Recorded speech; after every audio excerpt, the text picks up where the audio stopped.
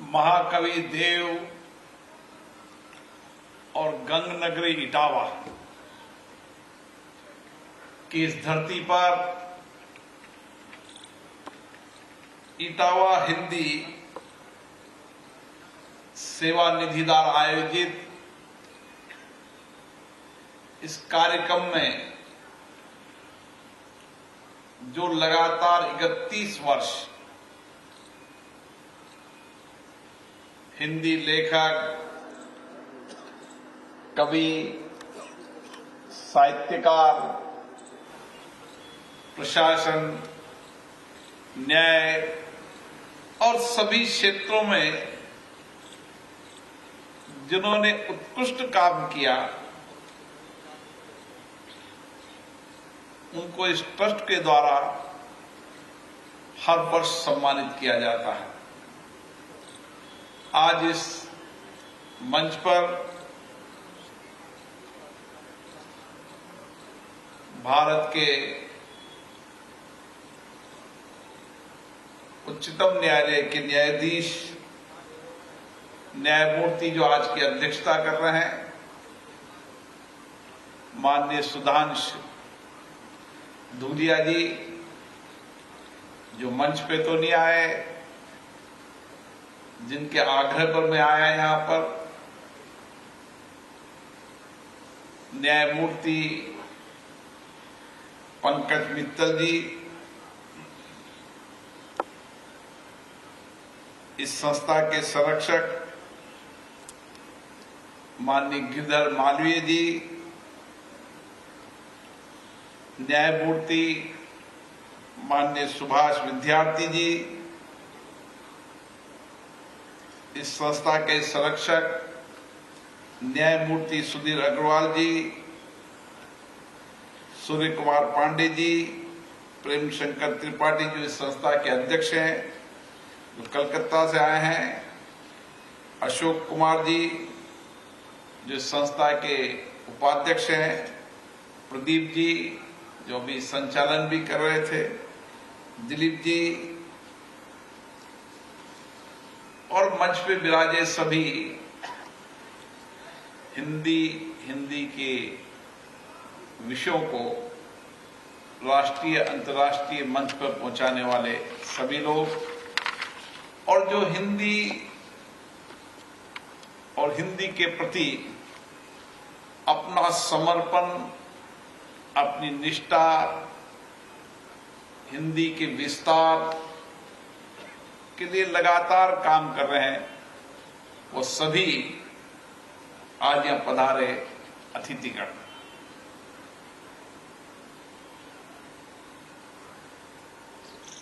देश के अंदर या दुनिया के अंदर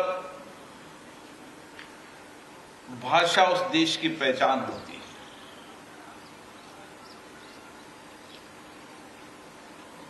और हिंदी भाषा भारत की आत्मा है, भारत की पहचान है। और आज भी दुनिया के अंदर हम जब शासन पद्धतियों को देखते हैं, लोकतांत्रिक व्यवस्थाओं को देखते हैं, उस समय भारत की विविधताओं को जोड़ने में भी और भारत की एकता को रखने में भी भाषा का बड़ा महत्व है। और आज हमारी यही सबसे बड़ी ताकत है कि हमने इस 75 वर्ष की लोकतंत्र की यात्रा में, ये वर्ष हमारे संविधान निर्माण का 75 वर्ष भी है। जब संविधान निर्माण हुआ था उस समय भी देश के अलग अलग राज्यों से अलग अलग भाषा, अलग अलग बोली और विचार व्यक्त करने वाले, संविधान निर्माण करने वाले महान लोग थे। लेकिन उन सबने भी माना कि भारत के अंदर भाषाएं एकता का प्रतीक है और संपूर्ण देश के अंदर हिंदी भाषा सबको जोड़ने, एकता को काम करेगी, जो विविधताओं में एकता का प्रदर्शित करेगी। इसीलिए इसको भारत की आत्मा मानते हैं। और हमारे कई लोग हुए, विशेष रूप से प्रेम शंकर गुप्ता जी का भी इस संस्था के माध्यम से नहीं, उन्होंने उस समय जब देश के अंदर हिंदी भाषा का प्रभाव लेखन न्याय प्रशासन में कम हो रहा था, उस समय उन्होंने न्याय प्रशासन के अंदर हाई कोर्ट के न्यायाधीश होने के बाद भी उस समय अपने जजमेंट, अपनी भावनाएं उन्होंने हिंदी में व्यक्त की और उस समय अपने हाथ की लेखनी से 4000 से ज्यादा उन्होंने जजमेंट लिखे, जो अपने आप में अद्भुत है। आप विचार करिए, आज टेक्नोलॉजी का जमाना है, टेक्नोलॉजी से भाषाओं का भाषांतरण तुरंत होता है। न्यायमूर्ति धूलिया साहब, हम यही चर्चा कर रहे थे अभी, लेकिन उस समय उन्होंने किस तरीके से अपनी लेखनी से, स्टोनो भी नहीं हुआ करते थे, अपनी भाषा के अंदर उन जजमेंट को लिखकर हिंदी भाषा को जो नई दिशा दी, प्रेरणा दी, उनका योगदान हम कभी नहीं भुला सकते। और उनके योगदान को उसके परिवार में नहीं, जो हिंदी भाषा से प्यार करने वाले लोग हैं, उन सब ने उनके योगदान को, उनकी स्मृति को हमेशा देश और दुनिया के अंदर हिंदी भाषा को उत्कृष्ट काम करने को प्रेरित करने का काम किया। मैं उनको भी प्रणाम करता हूं कि इस भारत में ऐसे ऐसे लोग हुए जिसके कारण हिंदी का साहित्य, हिंदी की लेखनी, हिंदी भाषा को आगे बढ़ाने का काम किया। और मैं उन सब महान विभूतियों को, जिनको यहां पर आज सम्मानित किया, जिनका अलग अलग क्षेत्रों के अंदर हिंदी में बहुत बड़ा योगदान है, उनको भी मैं बहुत बहुत शुभकामनाएं देता हूं, बधाई देता हूं। अब ये समारोह, ये आयोजन इसलिए किए जाते हैं कि हमारी आने वाली पीढ़ी भी जो हमारी भाषाएं हैं उन पर गर्व करे, गौरवान्वित महसूस करे। जो भारतीय भाषा है उस पर गर्व होना चाहिए, नहीं तो आने वाली पीढ़ी अब भी हमारी गुलामी मानसिकता वाली भाषाओं पर ही गौरव करेगी। ये हम सब के लिए चिंता का विषय है। और आज इस तरीके के आयोजन हमारे आने वाली पीढ़ी को प्रेरणा देंगे कि हमें भारतीय भाषाओं पर गर्व करना चाहिए, अभिमान करना चाहिए। और मैं आपको बताऊं कि दुनिया के हम कई देशों में जाते हैं, जब हमारी द्विपक्षीय वार्ता होती है,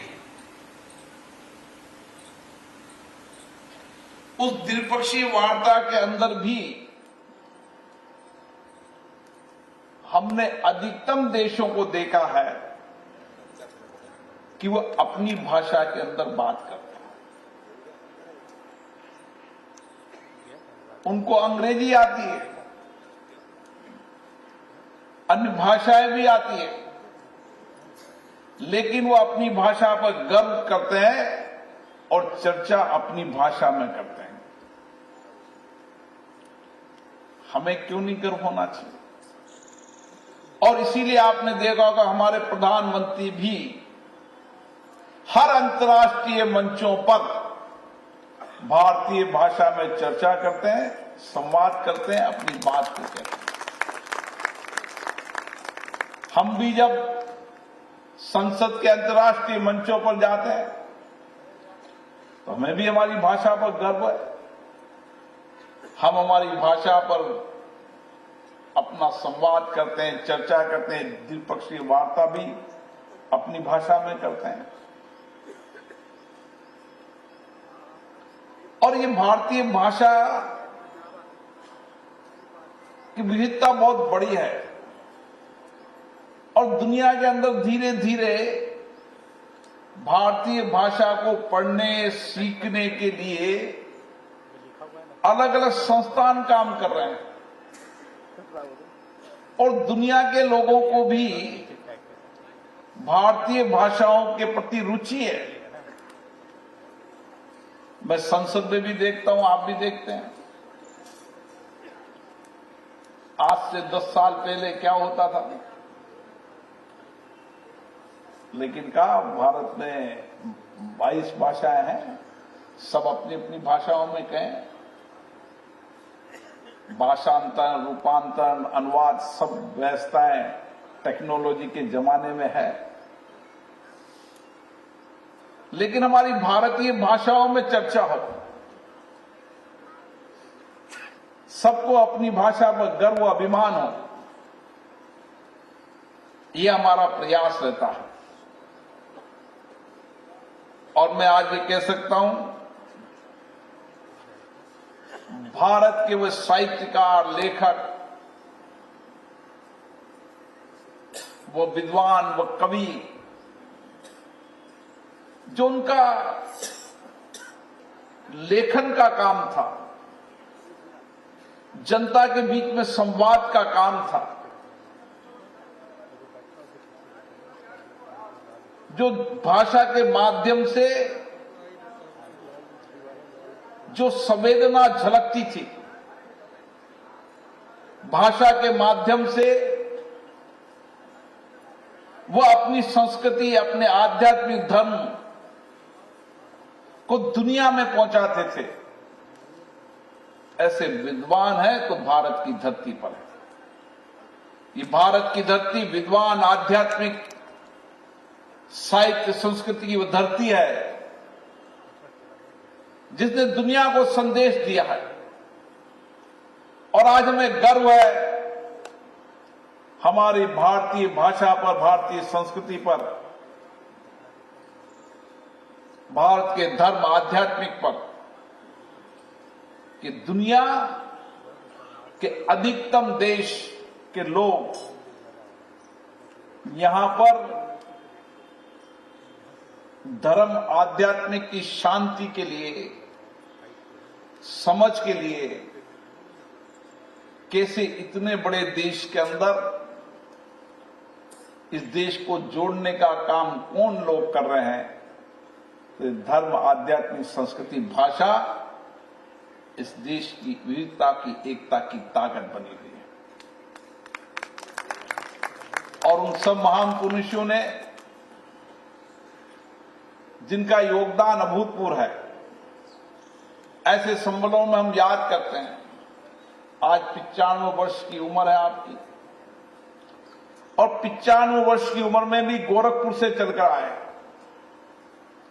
और लगातार अपना जीवन, बहुत सारे लोग बैठे जिन्होंने समर्पित कर दिया इस भाषा के लिए।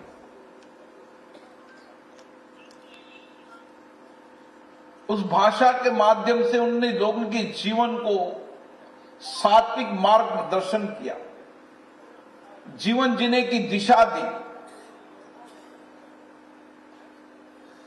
जीवन को आध्यात्मिक, संस्कृति मार्ग पर चलकर सत्य के मार्ग पर चलने को प्रेरित किया।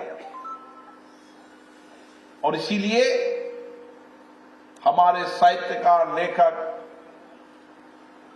का बहुत बड़ा योगदान है, जिन्होंने अपने भाषा के माध्यम से हिंदी को पहुंचाने का काम किया। और इस डिजिटल युग में भी,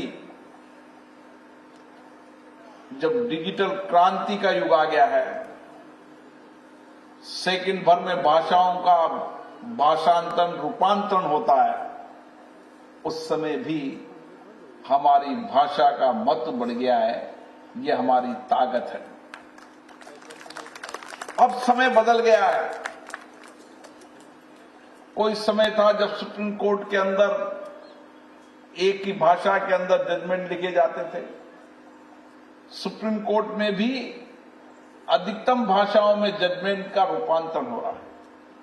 संसद के अंदर भी हम 22 भाषाओं के अंदर जो भारतीय भाषा है, जो 8वीं अनुसूची की भाषा है, उसके अंदर हम पत्राचार भी कर रहे हैं। जो अपनी भाषा में बोलना चाहता है, भाषा का रूपांतरण भी कर रहे हैं। लेकिन इन सब के बाद भी हमें हमारी भाषाओं पर गर्व है, और इसीलिए हिंदी भारत की आत्मा है। और हिंदी के माध्यम से हमने मानवीय संवेदना को व्यक्त किया है। हमारे लेखकों ने, कवियों ने, लेखकों ने जो एक एक शब्दों को जब लिखते थे, उन शब्दों से, उस लेखन से देश के 140 करोड़ लोगों में जन आंदोलन खड़ा किया। आजादी की लड़ाई लड़ने में भी भाषा का बहुत बड़ा योगदान था। हमारे साहित्यकार, लेखक, कवियों का बहुत बड़ा योगदान था। और आज भी इस देश के विकास में, इस देश को आगे बढ़ाने में, इसकी मूल संस्कृति को संरक्षण करने में भी ऐसे लोगों का बहुत बड़ा योगदान है। उन सभी लोगों के योगदान के प्रति मैं कृतज्ञता व्यक्त करता हूं। और मुझे आशा है कि न्यायमूर्ति प्रेमशंकर गुप्ता जी द्वारा जो हिंदी सेवा निधि की जो स्थापना की है, उसको आगे बढ़ते जाएंगे, कारोबार जुड़ता जाएगा और देश एक दिन अपनी भाषा पर गर्व करेगा। ये संकल्प हम सबका है। आप सबको, जिन्होंने हिंदी सेवा के अंदर उत्कृष्ट काम किया, उनको सबको बहुत बहुत शुभकामनाएं, बहुत बहुत बधाई। धन्यवाद माननीय लोकसभा अध्यक्ष ओम बिरला जी। उन्होंने एक बहुत बड़ा संकेत छोड़ा। हिंदी का